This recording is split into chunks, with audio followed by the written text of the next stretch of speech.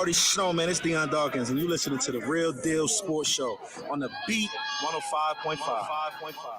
Yes, you are. Good morning, everybody. Real Deal Sports Show coming to you live and every weekend, every Saturday morning, 8 to 9 a.m., live from the Rock Paul Broker Studios. Real Deal Sports Show. The Rad Man's in the house.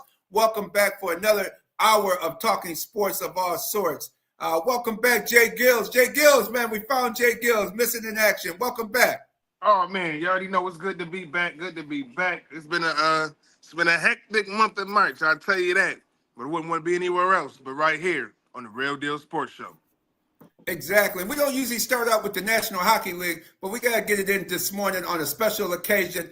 Alex Ovechkin, congratulations on tying Wayne Gretzky's mark of 894 goals in your career. 894 goals. You scored your 894th last night against the Chicago Blackhawks. You scored 2 goals. You have 41 goals for this season, on the season already. And, man, you well in your 40s. He over 40 and scoring 40 goals. That's another – he's the LeBron James of the National Hockey League for sure. This guy still can put the puck in the net. I never thought in my lifetime that anybody would ever get close to Wayne Gretzky. I thought Wayne Gretzky was always the greatest hockey player I ever seen in my lifetime, playing for the Edmonton Oilers. But you proved me wrong, Alex Ovechkin. You right up there with the great one because the goals you scored throughout your career. If you get a chance, watch the 10 greatest goals of Alex Ovechkin's career. The one where he's laying on his back and he just kind of somehow gets the puck and directs the puck into the open corner of the net past the goalie. That's this unreal goal scoring ability. So congratulations, Alex Ovechkin of the Washington Capitals, scoring your 894th goal last night. And you still got a few games left to score to break the record. So it looked like that record. Wayne Gretzky was at the game last night, so it looks inevitable that record will be broken. All records are made to be broken, guys. I just never thought this one, I would see it in my lifetime. Someone just as great as the great one, Wayne Gretzky, who's from our area up in the Brampton, Ontario area, not far from Buffalo, Rochester, New York area at all. But the great one, hey, you slide over at the table and set up another plate at the table there for Alex Ovechkin. He's right there beside you, tying your goal record, and got a chance a few games left to break that record. Congratulations, Alex Ovechkin, and also the class act of the Washington Capitals hockey organization and the National Hockey League for putting these games on the last few nights. They woke up and said, hey, this is history in the making. Why not put these games on national TV and get a wider audience to view this? So congratulations to Alex Ovechkin and also the National Hockey League for waking up and being able to put this on TV, and that we're able to see the great one, the new great one, coming up and do his thing. Right, J-GILLZ? Absolutely. Yes, indeed. But, hey, we're going to go right into Major League Baseball real quick. The Yankees Torpedo bats, which Major League confirmed are legal. These bats are legal. They're defined by an untraditional barrel, which rests closer to the hitter's hands.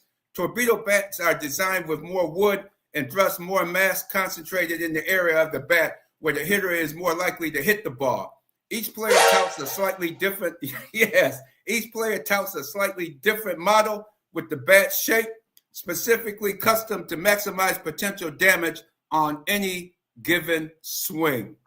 Wait a second there, Radman. Are you telling me these torpedo bats are not about these hitters dropping bombs? It's not about them just somehow creating a whole new bat that's breaking the system so they can have a super competitive advantage? Are you telling me it is simply that they put the concentration of the mass onto the bat to where each individual player hits it? Is that just how simple it is? It's not some type of cheat or anything.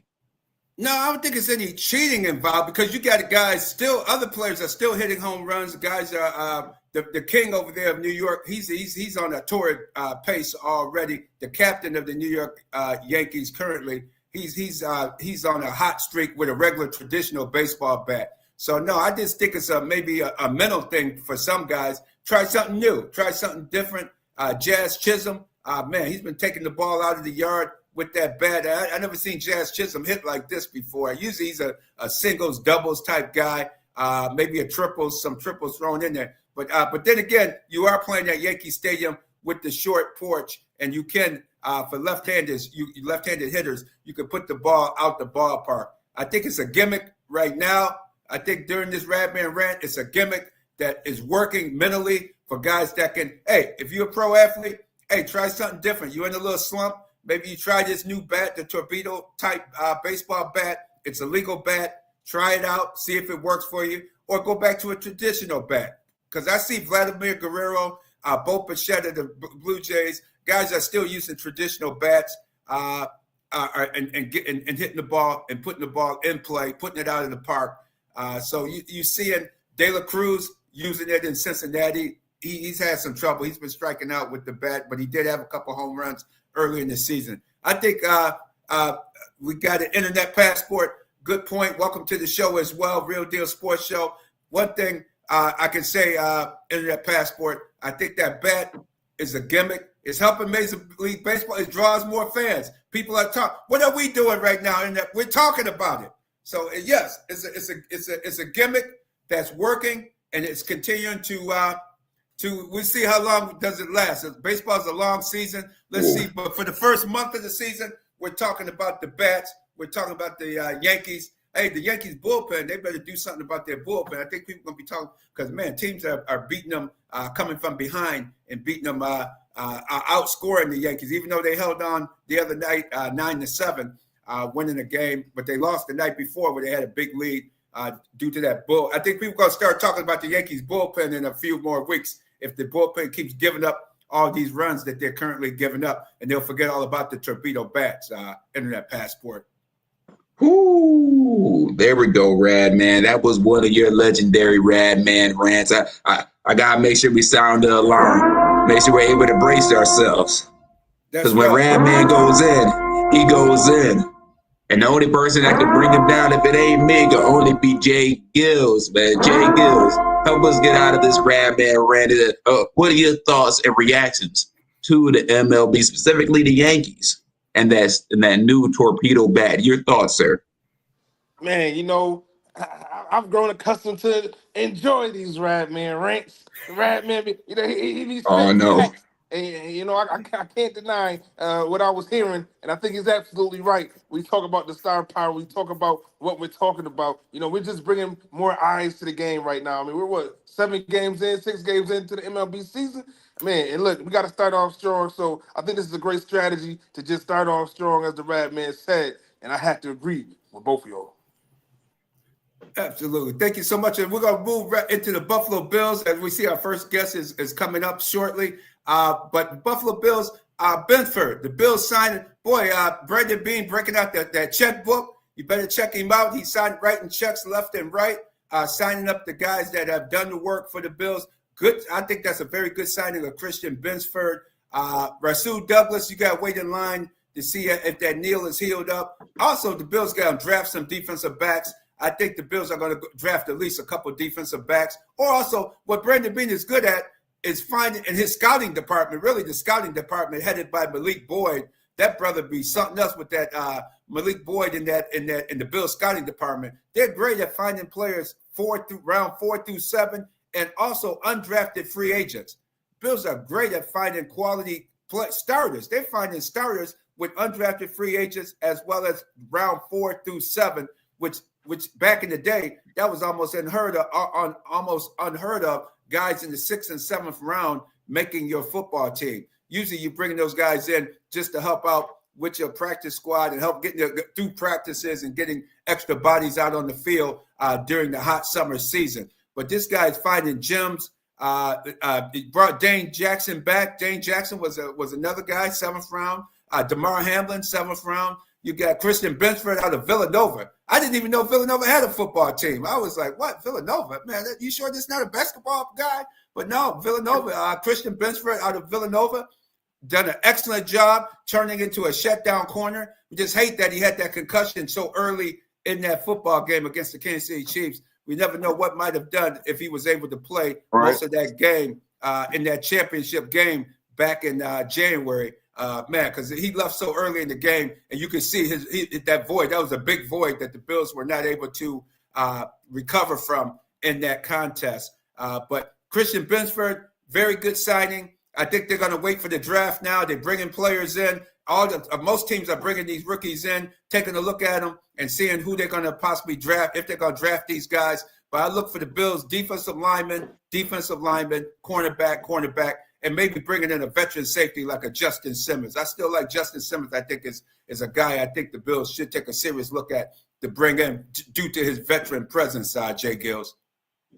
Yeah, I like that for sure. I definitely think they need to address the secondary. When I look at, where the Bills are going to be drafting at, I look at guys like Malachi Starks, who I think would be a great fit. I like Justin Simmons, but Justin Simmons has been on the market these last 2 years, and now he's a free agent yet again, still trying to find a team. So as great as he's played in his later years, it hasn't been good enough.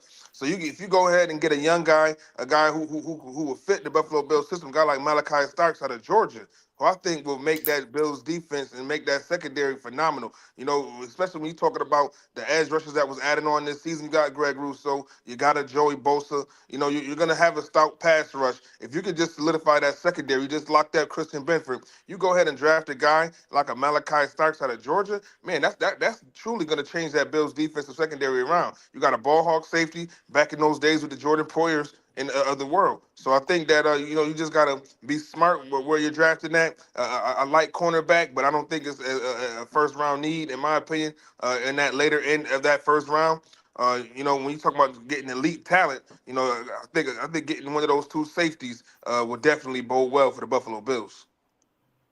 There's some good, all of that, good viewpoints. I like the points on there. Thank you for the comment. Good football program, too. Thank you for that comment. If you're on the podcast, feel free to get your information in. And also, I must let you know, too, if you're watching the podcast, I have on the MLB season started. I'm wearing the Jackie Robinson jersey because his birthday is coming up April 15th. We never forget Jackie Robinson. And so it's coming up on April 15th, where all Major League Baseball teams will wear the number 42 during the baseball games, all games played on the 15th of April. So Jackie Robinson, I just wanted to slide that back in on baseball. But back to the football commentary, I think you're absolutely right. The Bills got a chance in the draft to solidify some of those holes on the defensive side of the ball. And hopefully McDermott can get a defense younger.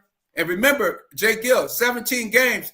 DC, Dwayne Carter was a good draft pick from last year. He played 5 or 6 really good games. He broke his wrist. He was injured, had to have some, I don't know if it was broken, but he had to have some type of surgery on his wrist. And when he came back, he had just missed too many games and just didn't get back into to where he was. He was unable to pick up where he left off at once the injury, J-GILLZ. So 17 games is an awful lot of games to play.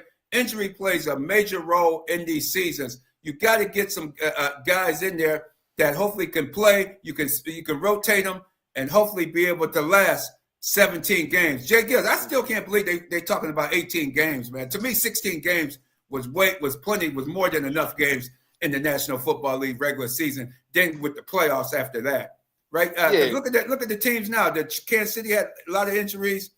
49ers had a lot of injuries, and those two teams from 2019 up until last season played more games than anybody else because they were in the playoffs each year, and they both made the Super Bowl a few times, especially Kansas City Chiefs. They really had to gut their team due to the salary cap and also injuries to that unit, J-GILLZ. Yeah, it's absurd, right, man? It's absurd internet passport because when you talk about it, it's not just the addition of the 17 games, the 18 games. You have to understand now they're playing all over the world. They won a game in Mexico. They won a game in Brazil. They won a game in London. They won a game all over the world. And then you got to add in the holidays. They won a game on Christmas. They won a game on. Let's not forget, last year we had 3 teams play 3 games in 10 days. So we're talking about the absurdities of the NFL to add on these games, to not care about player safety, to really disregard, these players and what they're going through on the field. It's absurd, and it really needs to be looked at. You don't want to pay them their money. Salary cap going up, all this guaranteed dollars is not getting paid to these athletes. They have to do a better job in the NFL, and it's going to take the players to truly wake up and see their value. We talk about the player entitlement era and all of that, but we talk about having these players having to travel from London to Mexico, and then and play 3 games in a matter of 2 weeks. It's absurd when you're talking about it. So the NFL truly has to get it together. And then these guys are getting hurt. Ain't nobody's caring about it. Nobody's talking about it. It has to get together. And Roger Goodell needs to be. He got to stop trying to stop the tush push and worry about scheduling some actual meaningful games. He worried about the tush push. Meanwhile, you got players traveling all over the world trying to play football games in a matter of 6 months. Make it make sense, Roger Goodell. Thank you so much. Very well said. And the Bills head coach look kind of stupid, man. How you talking about you don't want to? You outlawing something that worked for your team that could have got you to the Super Bowl if you would have did a variation of faking the tush push and pitching the ball to James Cook and letting Cook run around on the outside to pick up that 1 yard and got the first down. And you could have continued to milk the clock, run the clock down in the championship game. You know, McDermott does that guy. That can't make you scratch your head, man. When you worry about stopping the tush push and working for you, and now you got the nerve to talk about player injuries, right? And they're traveling all over the world. That 3 games in 10 days that Kansas City had to play this past season is that's enough to go on strike, man. I'm surprised if they had a real union, you would say, man, we're going on strike, man. We ain't gonna allow you to play no 3 games in 10 days. Unbelievable.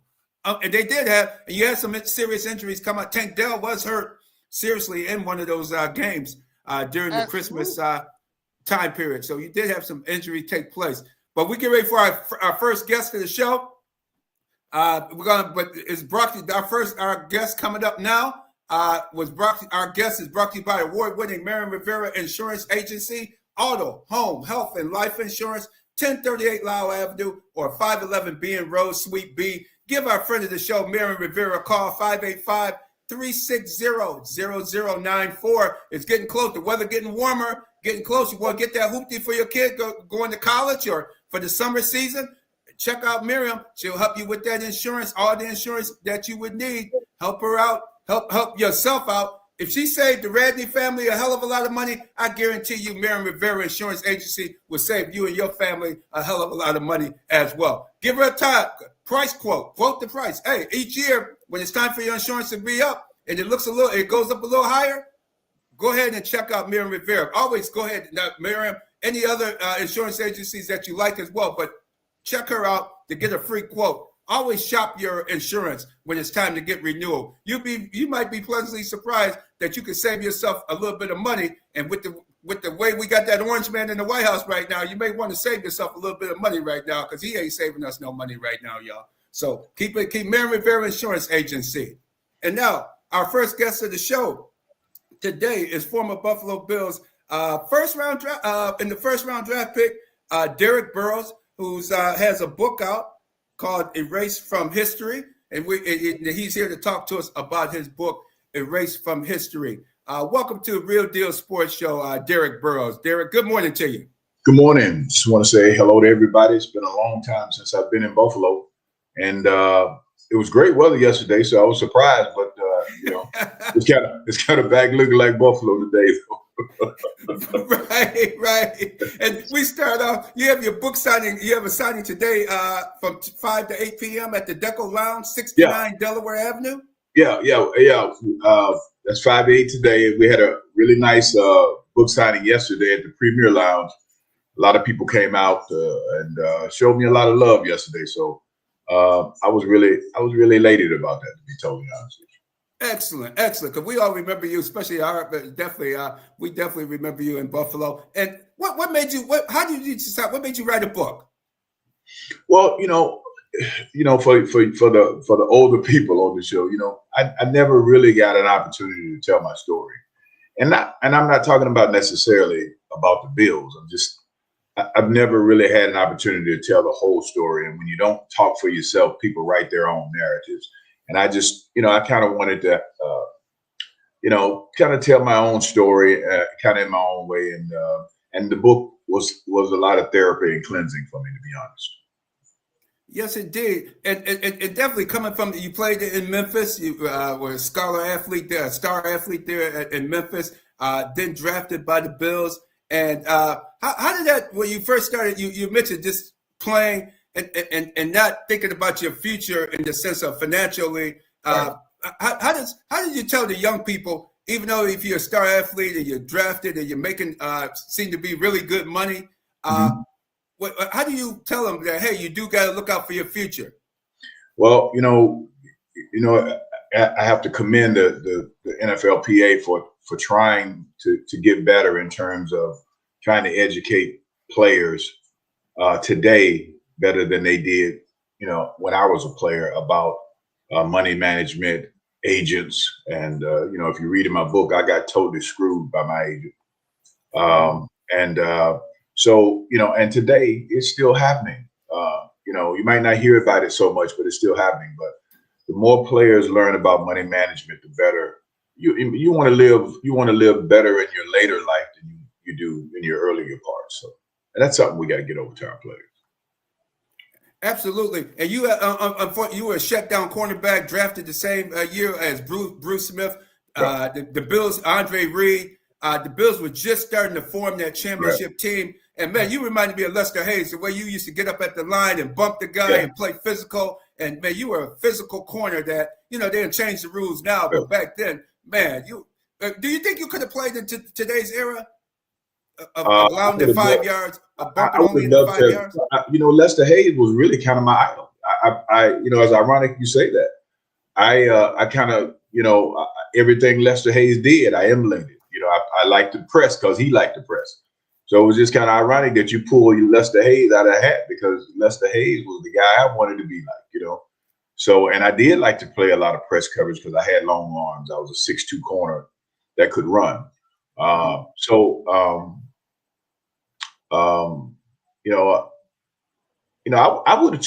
would like to have been a part of today's games.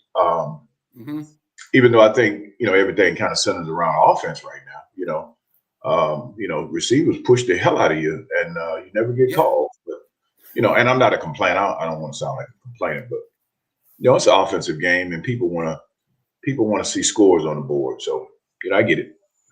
Your career was rising. You were playing excellent football with the Buffalo Bills, and then the injury happened against the Houston Oilers. I remember it like it was yesterday when I see it. I know you do, obviously.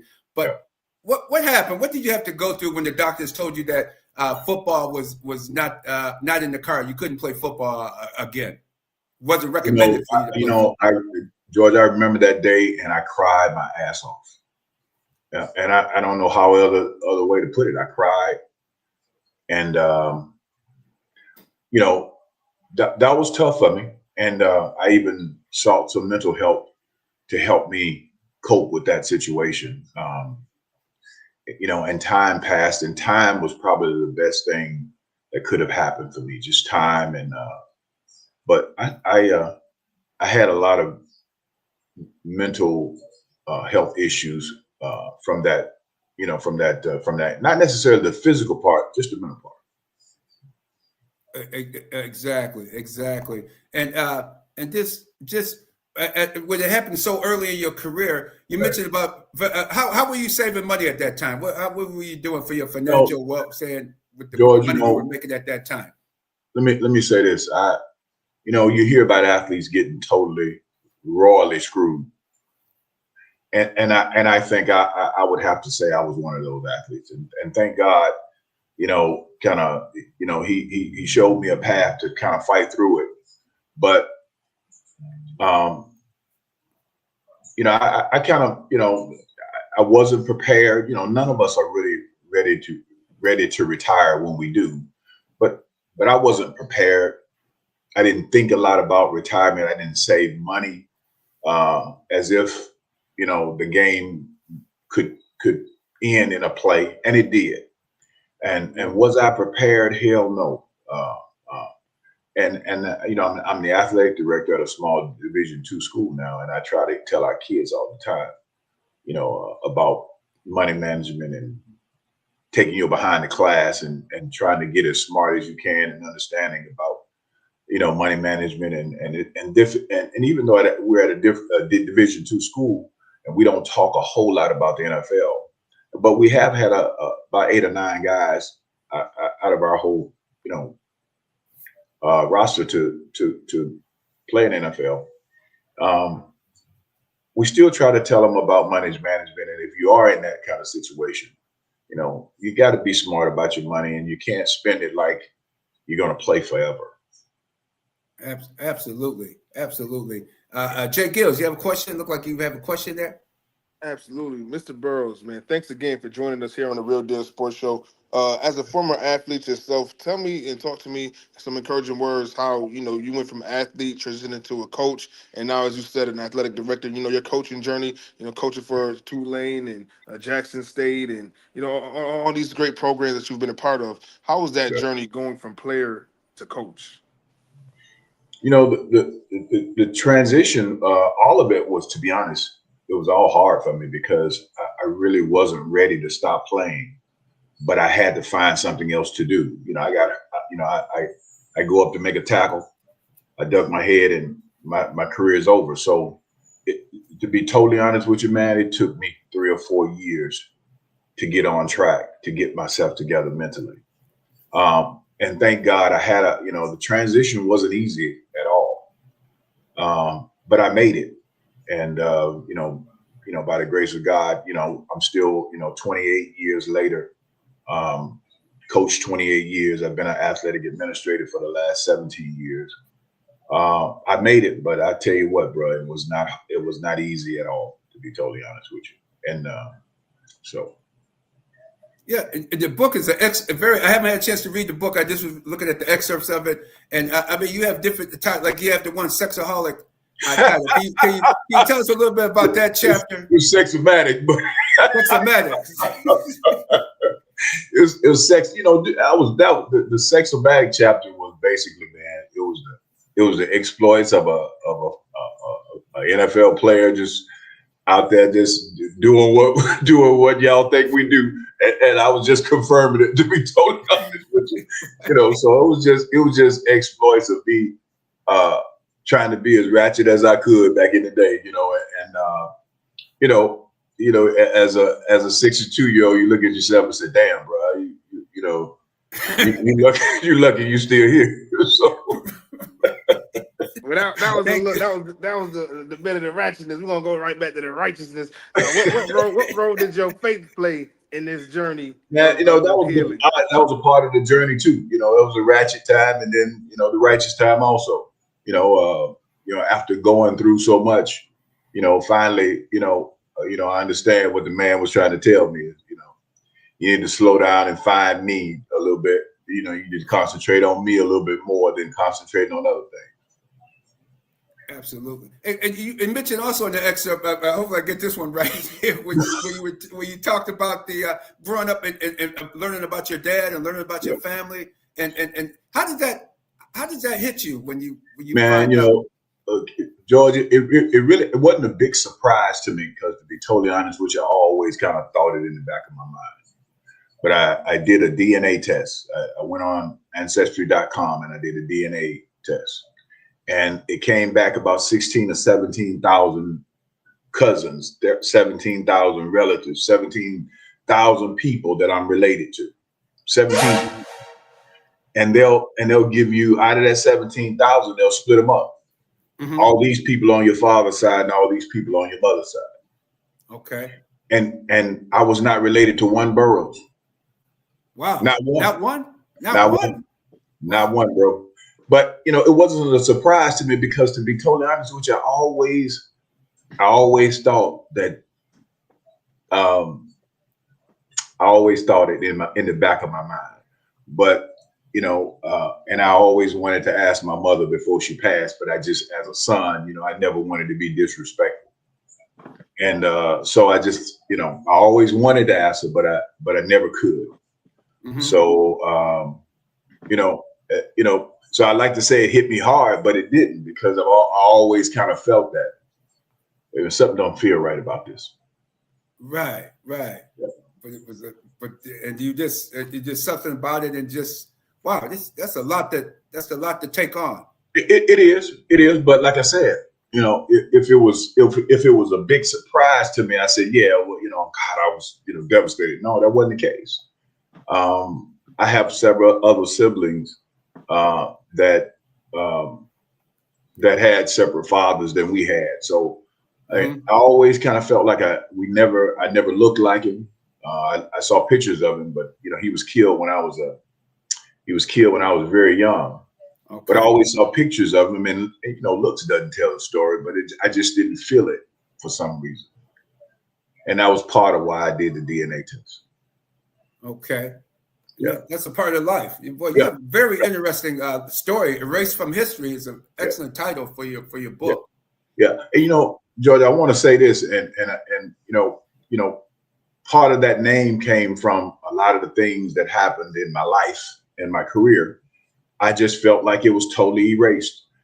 As I said earlier, when you don't tell your own story, people write narratives for it. So I remember, and I want to take you guys back.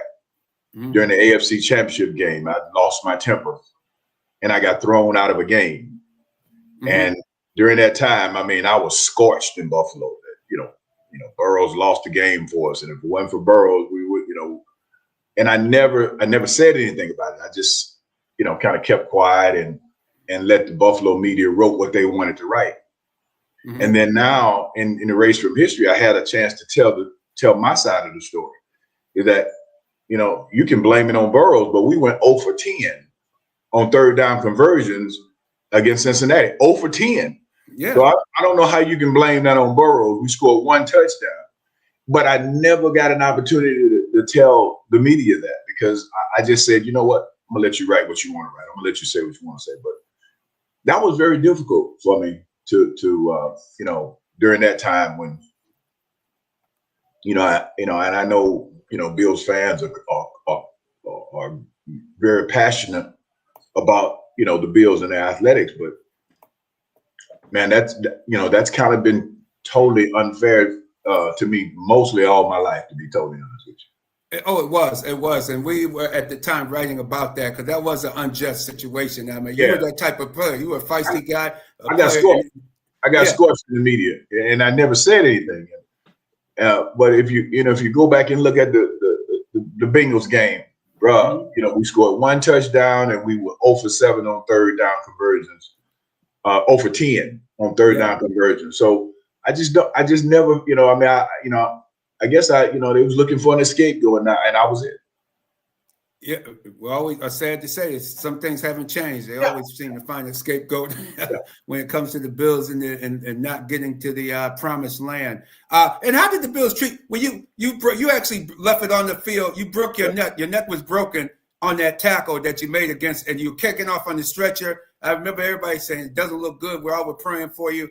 And you start coming back, and then when it was announced that you wouldn't be playing football again, how did the Bills support you at that time? What did the Bills do at that time for you? The last, first of all, I want to say the last thing I want to do is come in on back to Buffalo, and I hadn't been here in years, and do any Bill bashing. That's not really what I want to do. But to answer your question, I got hurt. The year I got hurt, George, and I'm not kidding with you. I'm not lying. Up until a year ago, I had never heard from the Bills since I got hurt. You kidding me? Anyone in management ever? Wow. And I can't sit here and lie to you and tell you that doesn't hurt today. It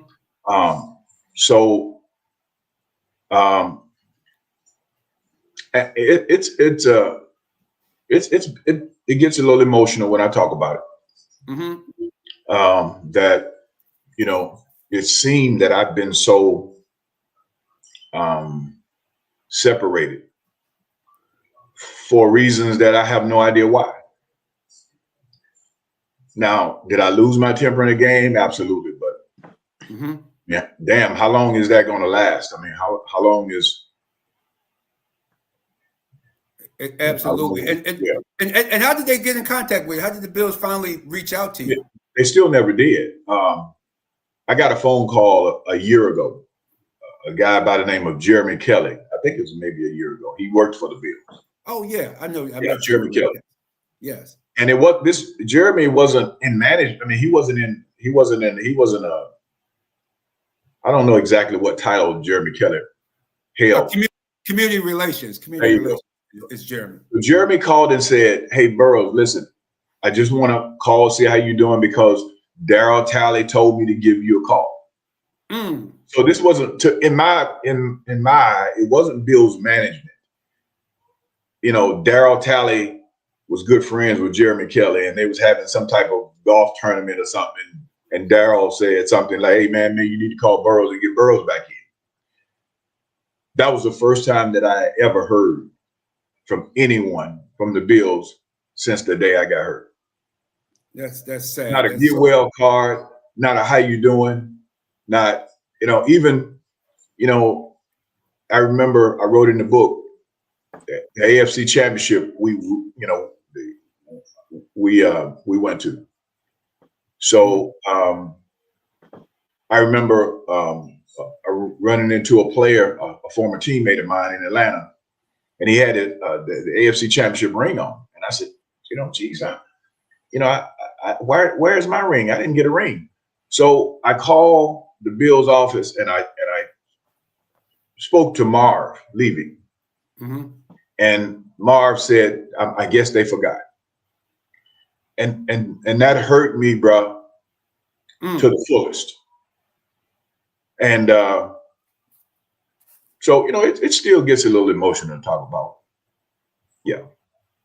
Yeah. Well, and Bills fans, this is what I'm talking about with not being a first class organization during that time period, and now, because the Bills you're not the only guy. It's other players that sad to say the Bills have forgotten in the sense of following up. You don't see them on the side. Well, you see other teams, you see they bring their players back. You see them on the sideline. You see them at training camp, the whole 9 yards. But not Buffalo. Sad to say, and only you see is that team from the championship era. You see it hanging around, and a few you see coming to the training camps and working, and they don't even hire them as coaches. Derrick, I know you worked at a lot of HBCU schools. We finally getting an HBCU Classic here in Rochester, New York. We had Central State come last year. They're coming back again this year to play an opponent here, and it was a big success last season. It's going to be even bigger this year. What can you say about your opponent is? What's your experience with HBCU schools? What's my experience? I'm saying, tell people about your experience. I coached at Clark Atlanta. I coached at Jackson State. I'm at Lane College. And matter of fact, Lane College is the opponent for Central State in Rochester, New York, this upcoming season. Oh, really? Okay. I'm bringing my team to Rochester, yes. Breaking news on the Real Deal Sports. Y'all heard it here first. That's right. That's right. That hasn't even been released here to the local. No, it hasn't. No, it hasn't. So y'all got it first, man. So we will be playing Central State in Rochester this year at the HBCU Classic. Oh my goodness, we're looking forward to. Yeah. That'll be in September. Yes. Yeah. Yes, indeed. And that game, as last year, will be called most likely broadcast live right on this radio station, The Beat 105.5 WLGZ HD2, The Beat 105.5 here in Rochester, New York. We broadcast the game last year and looking forward to doing it again this year, broadcasting the game live. Man. I look forward to seeing you guys, man. That'd be a wonderful time, man. Actually kind of chopping it up with you guys face to face, you know. Absolutely. How did it now move into the AD role? Because I see you were coached at Lane for several years, and now taking on. How does that change of hats? How did that change work for you? Well, you know, when I came in as the head football coach, but about a couple of weeks after I came in as the head football coach. Why, I have no idea, but they said, "Hey, now you're the AD." So, you know, first of all, there was two different jobs, and they were only paying me for one. So, but I kind of caught the knack of it, and I enjoyed it, and I did it for 9 years. I did both jobs, and then finally I stepped away and just concentrated on, you know, trying to be the best athletic administrator I can be and raise money for the school. So that's kind of basically. You know, that's been my role at the college. You know, every HBCU school needs money. So, you know, my primary function is trying to raise money for Lane College. And over the years, we've been kind of very successful doing that.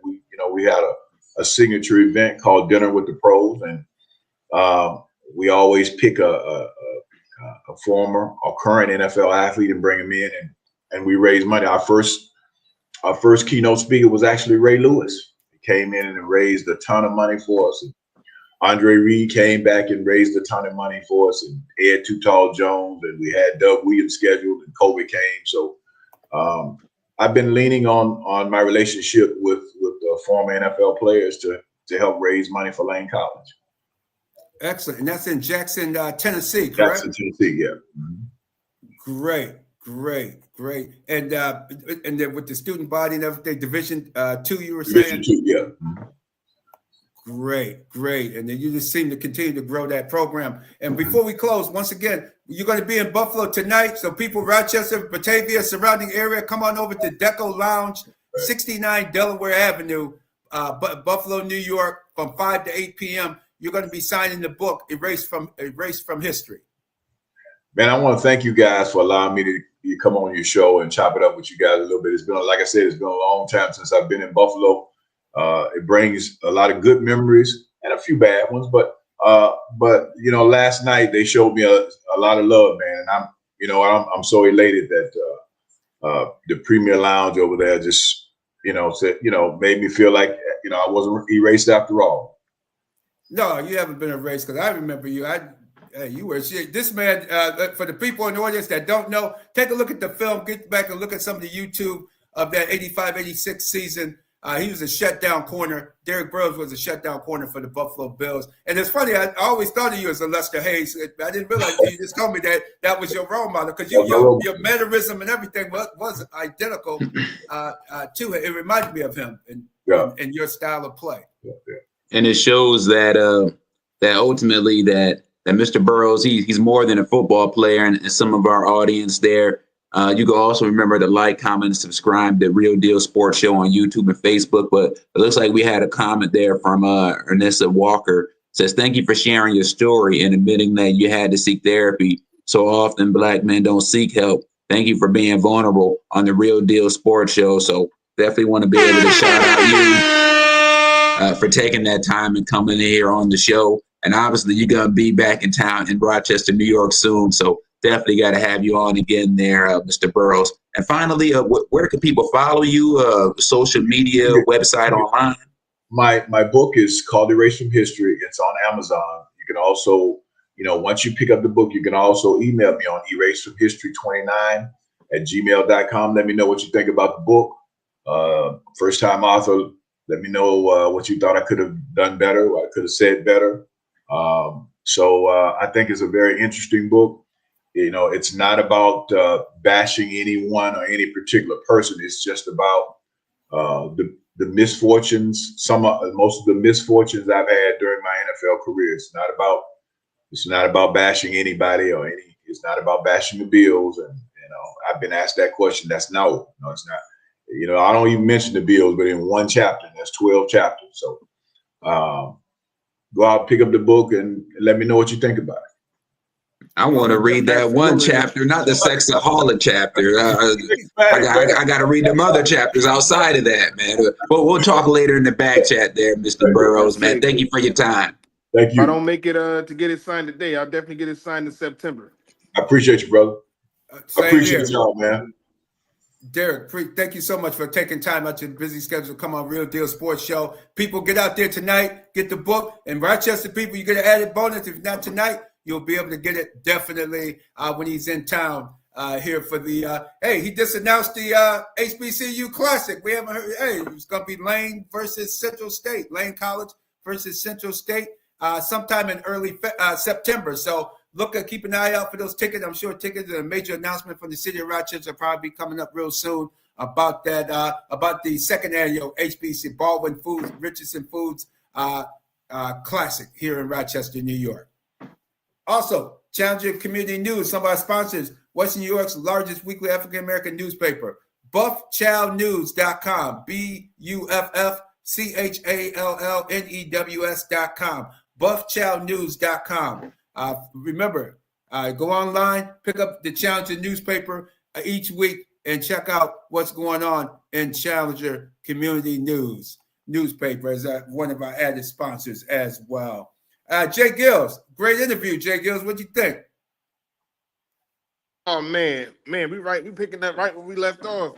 Getting exclusive content, exclusive interviews on the Real Deal Sports Show. That's why you got to stay here, stay locked in each and every week. Derrick Burroughs, who would have thought? Who would have thought? Former Buffalo Bills cornerback of the '80s, telling his story, and he's breaking news right here on the Real Deal Sports Show. Check him out. September, we got Lane versus Central State. That's how it goes down on the Real Deal Sports Show. Absolutely. Absolutely.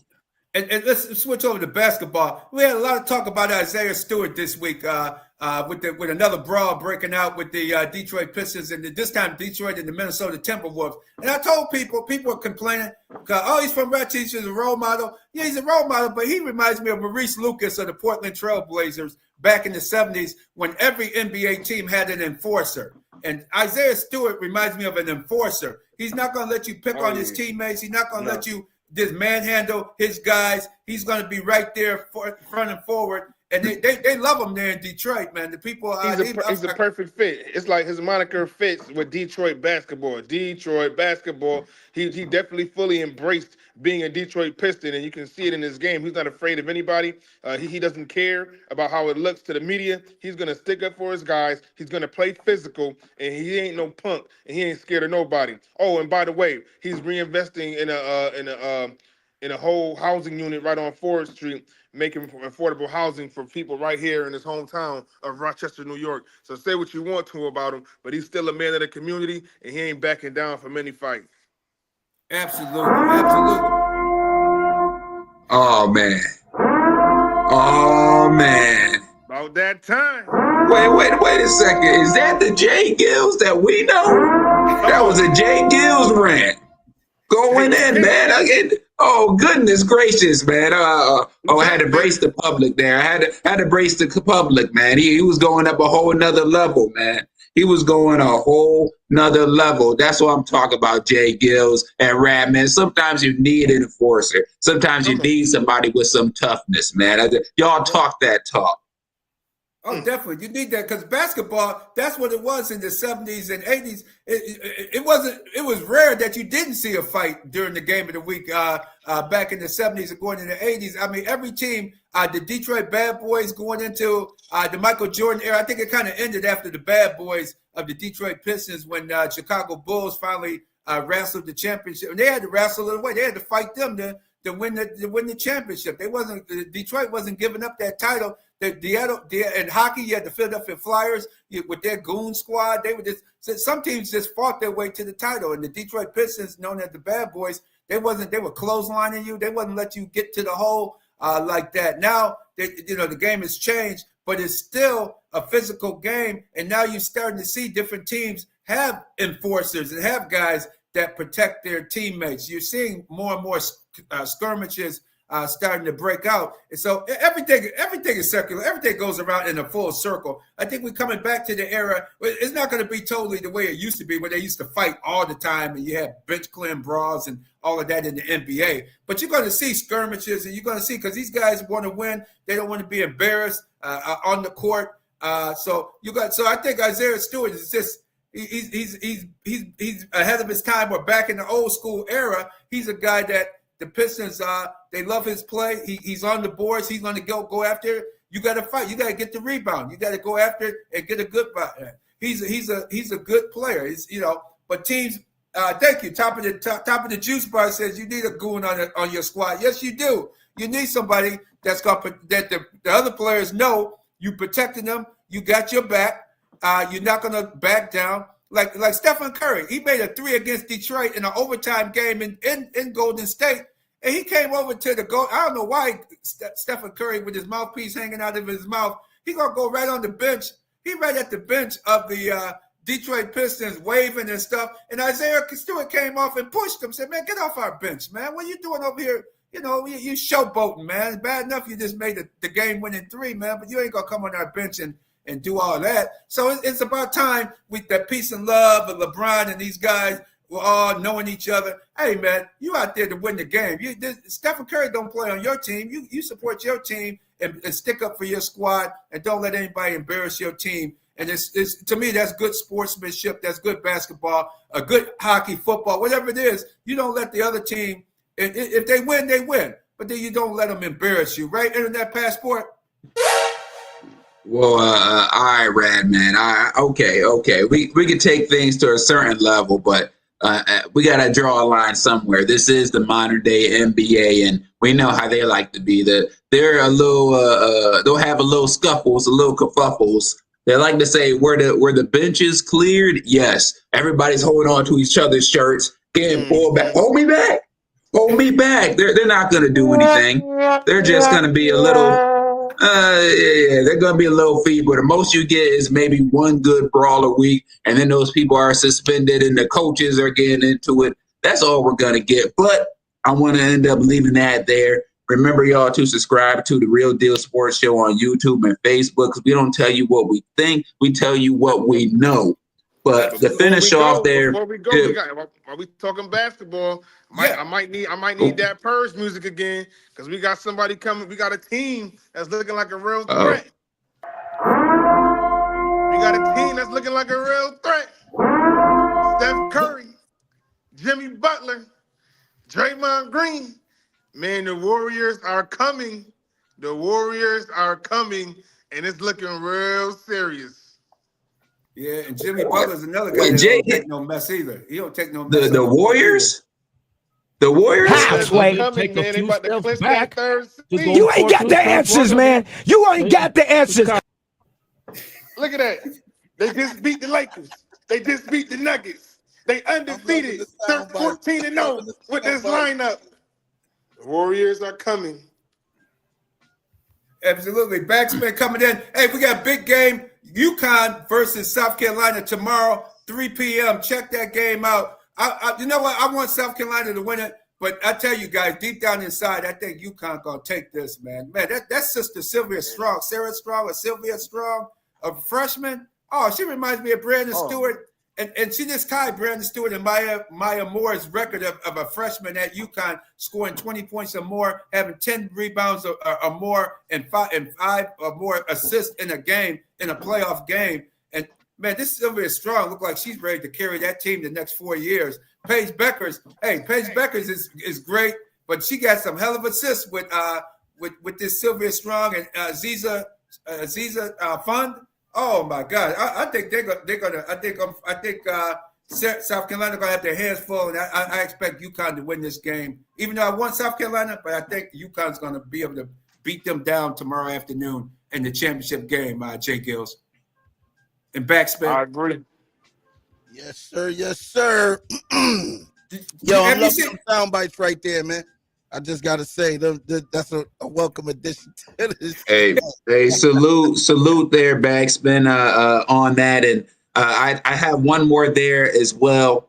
Just I got this one especially there when it comes to talk about the Cowboys. Whenever we hear them, the majority, they say for a good, bad, and different. Most people think about this. I'm here to tell you right now, we don't care. Let me tell you, we don't care. Jerry. Oh man, they ain't right, man. We ain't right. We don't care. We don't care. That's a good one, Internet Passport. Yeah. We probably have to use that a lot this coming up season. I think so. Appreciate y'all, man. Real Deal Sports Show every Saturday morning, 8 a.m. right here on the Beat 105.5.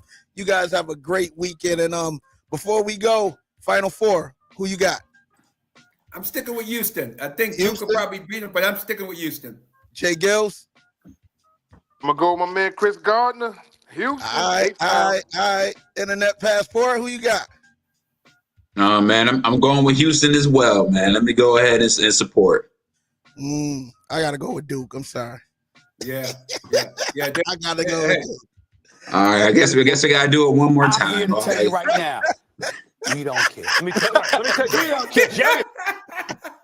Y'all keep it where you need it, man. Real Deal Sports Show. We going to check back in next week, man. Y'all have a great one. Take care. Yes, sir. Keep it where you need it. The Back in Time Mix Show's on the way. It's the Beat.